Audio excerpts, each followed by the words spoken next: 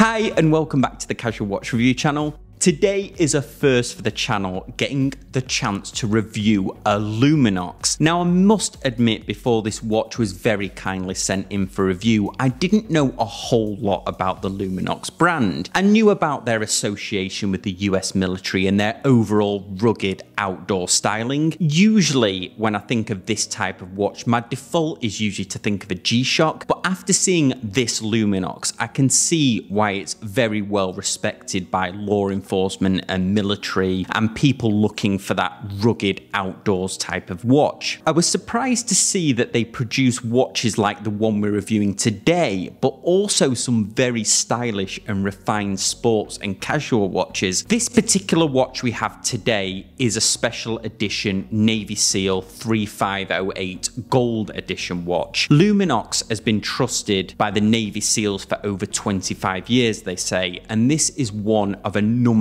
of watches inspired by that legacy. Now, if you're interested in what a currently serving member of the US Navy thinks of this watch, stick around to the end or jump to this time code. Let's get started with the review. Luminox Watch Company is a US company founded in 1989 and headquartered in San Rafael, California. In 2006, a 50% stake in the Luminox company was purchased by Swiss brand Mondaine. You may have seen my recent review of their iconic Swiss Railways clock watch. Their association with the Navy SEALs doesn't just end at Luminox having their insignia on the watches or using their name for a range of models. There is a much deeper connection. Luminox are heavily involved with the Navy SEALs Foundation. This foundation was established in the year 2000 to serve and support the US Navy SEALs, Special Warfare Combat Craft crewmen, and Navy Special Warfare support staff. It supports both the personnel themselves and their families. If you're interested in finding out more or would like to support this charity, the link is in the description down below, and I will add any of the ad revenue from this upload for the next 6 months also. One of the distinctive things about their watches is the use of their tritium tube technology, similar to other military focused brands we've seen like Marathon and of course other iconic US brands that heavily use tritium technology ball watches. Now we're going to get a lot more into Luminox's tritium technology later on in the review, but let's start with the watch. So it has a 45mm case,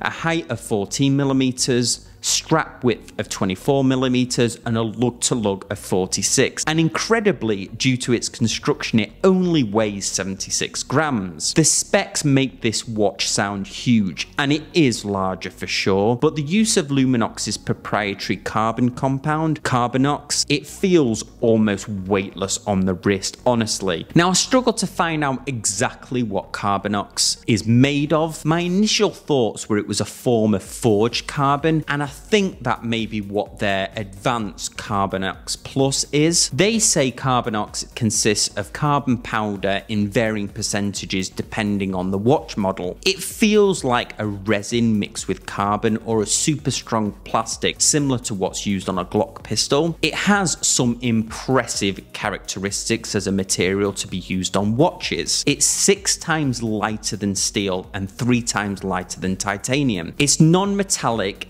anti-allergenic, anti-magnetic, and it holds a very strong chemical resistance. It's also weatherproof, shockproof, and scratch resistant. The watch also doesn't get hot in hot weather or very cold in cold temperatures, something that would be very useful for military use. Luminox also uses titanium and steel in some of their other models. The case is distinctive for sure, although it's in keeping with other similar Luminox watches. The bezel action, considering the material the watch is made of, could have felt very cheap, but it has a great action, honestly. Now, there is a very slight bit of play, but nothing major. We see raised numbers at the 5-minute intervals, but the bezel is bare with the exception of the tritium pip at the 12 o'clock. So I'm not sure exactly how easy it would be to see in low light, not like their other Luminox Navy SEALs version, the 3503F, that has an infill of white paint in the bezel. The case case is very comfortable to wear and it fits my 7.2-inch wrist no problem. The shorter lugs mean the watch doesn't overhang but could limit you from much thicker strap like a Zulu or a leather NATO. The 24mm lug width is large. It's nowhere near as common as 22mm for these type of watches. Still, there's a ready supply of NATO straps and aftermarket straps for this lug width. The case feels obviously a lot warmer than steel, and that really adds to the comfort of the watch. The rubber band itself, it's functional, very comfortable, but it just looks like a generic molded rubber strap, but it does articulate very well at the lugs, so it's not stiff at the lugs like a G-Shock is. The dial is what really separates this watch from other Luminox watches. Most of their models feature a very high contrasting dials, white on black, or the use of orange and bright blues. This dial is very different, and I for one like it. Grey and gold may not be the colour combination that jumps to mind for a watch dial, but it was purposely designed that way. Now, to quote Luminox directly, in the navy the trident of the elite seals is gold, as are the ranking and buttons on military dress uniforms. Gold represents success, power and accomplishment. So that was their design inspiration, but I personally feel like this version and combination of colours is the first Luminox that could break out of that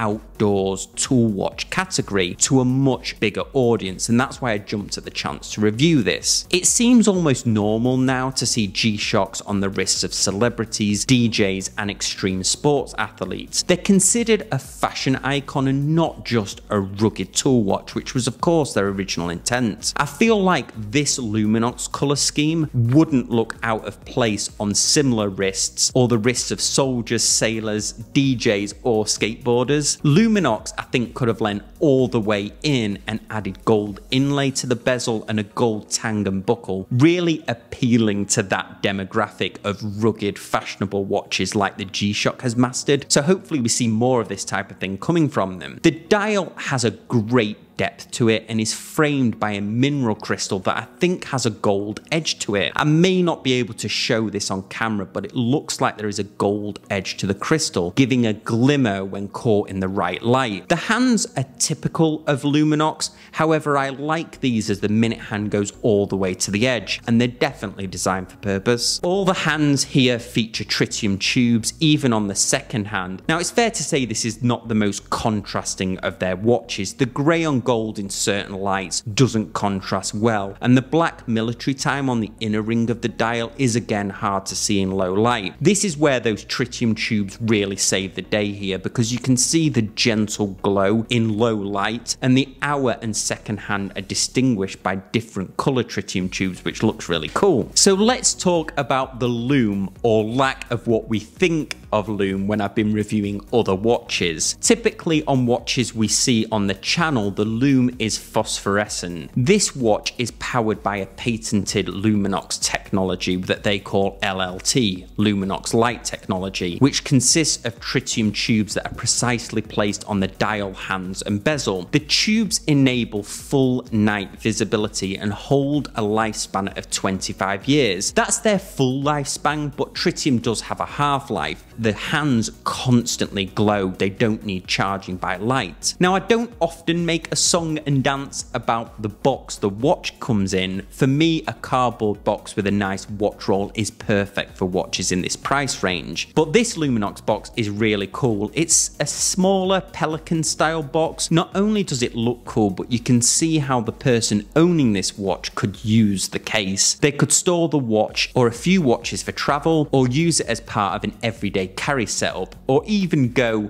fully in and make a survival kit in the box. It's really functional and can have a life well beyond just the packaging for this watch. So you've heard my opinion of the watch based on its technical spec and how it feels to wear. But one thing I can't help with is what it would be like for a member of the military to use. So I phoned a friend. TJ, thank you so much for joining me on the channel. Thank you, Sam. I was really excited for the opportunity. It was a really great idea. So for somebody that's not seen you on the channel before or heard you on the podcast, would you mind giving a quick intro? I tend to contribute to the show from my military aviation background. So I'm a professional aviator and still in active service. I also am a recreational diver, so I kind of have a little bit of that perspective. 23 plus years in the U.S. Navy and going strong in aviation. I'm a backseater, and my experience is in the Prowler and Growler, so carrier-based tactical aviation. So I tend to bring that practical perspective to things. I already filmed my part of the review and then sent you the watch. Now, I can't speak to how useful this would be for members of the military, so what did you think of the watch? Luminox has that association with Special Forces, Spec War, Navy SEALs. In fact, they have that engraving on the back. That's not my background, but I've worked with those folks a little bit. I have seen Luminox watches out in the fleet. They're rugged and simple and easy to read, so I think on a ship or wherever, you're going to see some of these. This one with its gray style, I would say, is going with a different style choice. They're building a new aesthetic that deviates from the formula of practical, tough, military-looking watch. It's going to appeal to someone else who wants it to be a little more stylish. I did look on Facebook. People seem to like what they saw in those reviews. So there's clearly some folks that like the association of the military with the brand, but wanted something in a different look. It has the same material case as my Navigator, which I think essentially makes the watch sort of tough. And I think the tritium loom is also, it's great. I love it. I think it has a lot of practical use for military folks, whether it's in aviation or deployed anywhere. The thing with tritium is that it starts expiring the day you get it. For me, about 6 years into it, which is the 70% mark of brightness, would probably be my cutoff. I would want to replace the loom or replace the watch. This Luminox is priced at about $400, and I think that's still in that realm of, hey, if you're 6-8 years later, you think the loom's just not good enough anymore, get a new one. You know, that's a reasonable model. You know, the size is a bit big for me, 24 millimeter on the band, and it's chunky. And I think I took some pictures next to some of my other watches just to show, and I don't know if you have that, if you can pop up, but I think for military law enforcement or diver, the size while you're using it for that purpose, not a big deal. Everyone's mileage varies on that. You know, I'm a big stickler for legibility, quick at a glance legibility, and I took a picture of this relative to other watches just to show both day and night. Talk about the day part first, but just the gold on gray, it's just a little harder to read. The bezel doesn't have any paint, so you can still read the numbers. One detail I noticed is when you look at the bezel, the tick marks between the numerals, there's 2 of them. There's supposed to be 4 of them, right? 6, 7, 8, 9, and this has 2. So it's a lot of your brain having to interpolate, okay, how many elapsed minutes? The other thing I found personally is if you look at the night picture between the Navigator and this model, the tritium tubes are horizontal. They make a circle. And on a standard watch, they're kind of aligned with the minute hand. For my eye, it's a little more disorienting when your eye picks it up. They did vary the color of the minute hand versus the hour hand. I thought that was a nice touch. Based on the buyer we described, who's happy with the gold crown, it's a style thing probably. And so I don't think they're too worried about absolute legibility. This is the first watch I've reviewed with the tritium tube technology. I was expecting it to be a very bright light, but it's a very subtle light, and you can only really see it when it's dark. Is this consistent with other watches you've seen with that tritium tube technology? That's a misconception I guess some folks have with tritium. Is not super bright. It's just that when you wake up at 4 in the morning and your Luminova watch hasn't seen any light for 6 or 7 hours, and the tritium is still going just as strong as it was when you went to bed, and your eyes are fully dark adapted, then that's when you notice that it's absolutely clear. So for military folks, there's a lot of scenarios where your watch has not been exposed to charging light for a long time. You're doing a night mission or whatever. And I remember in the plane, if I had like a C1 Luminova or just anything that wasn't max bright, I would have to reach over to the map light, because as a matter of course, we dim the ship. You're pre-flight in relative darkness. It's really dim. You have a flashlight out.